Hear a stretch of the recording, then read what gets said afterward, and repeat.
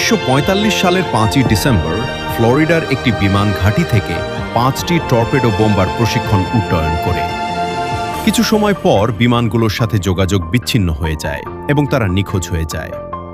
শেষ রেডিও বার্তায় পাইলটরা জানান তাদের দিক নির্ণয়ের যন্ত্র কাজ করছে না এবং তারা পথ হারিয়েছে। তাদের খুঁজতে গিয়ে পাঠানো উদ্ধার বিমানও রহস্যজনকভাবে নিখোঁজ হয়ে যায়। পরবর্তীতে তদন্তে বলা হয় ভুল দিক নির্ণয়, জ্বালানি শেষ হয়ে যাওয়া এবং খারাপ আবহাওয়া এই ঘটনার সম্ভাব্য কারণ হতে পারে। তবুও আজ পর্যন্ত কোনো ধ্বংসাবশেষ পাওয়া যায়নি। এই ঘটনার পর বারমুডা ট্রায়াঙ্গেল নিয়ে ব্যাপক আলোচনা শুরু হয়।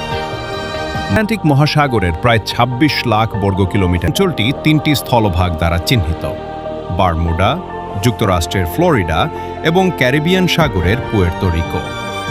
এই ৩টি স্থানকে যুক্ত করলে যে ত্রিভুজ তৈরি হয় সেটি বারমুডা ট্রায়াঙ্গেল। এই অঞ্চল নিয়ে দীর্ঘদিন ধরে দাবি করা হয় যে এখানে বহু জাহাজ ও উড়োজাহাজ হঠাৎ নিখোঁজ হয়েছে, যার কোনো ধ্বংসাবশেষ পাওয়া যায়নি।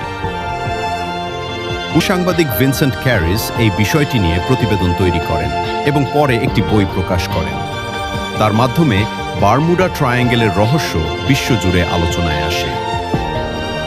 ১৯১৮ সালে ওয়েস্ট ইন্ডিজের বার্বাডোস থেকে যাত্রা করার পর ইউএসএস সাইক্লপস নামের একটি বিশাল জাহাজ ৩ শতাধিক নাবিক সহ নিখোঁজ হয়ে যায়। আজ পর্যন্ত সেই জাহাজ বা এর কোনো ধ্বংসাবশেষ পাওয়া যায়নি। এর ব্যাখ্যায় কেউ বলেন যুদ্ধকালীন আক্রমণ, কেউ বলেন প্রাকৃতিক দুর্যোগ। আবহাওয়াবিদদের মতে এই অঞ্চল ঘূর্ণিঝড় প্রবণ হওয়ায় হঠাৎ সমুদ্র অত্যন্ত বিপজ্জনক হয়ে উঠতে পারে। আরেকটি মত অনুযায়ী সমুদ্রের নিচের গ্যাস বা রাসায়নিক বিক্রিয়ার কারণে জাহাজ ডুবে যাওয়ার সম্ভাবনা থাকে।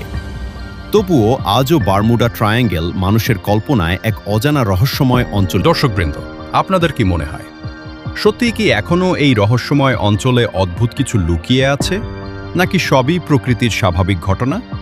আর হ্যাঁ, ভিডিওটি ভালো লাগলে অবশ্যই সাবস্ক্রাইব করে পাশে থাকুন।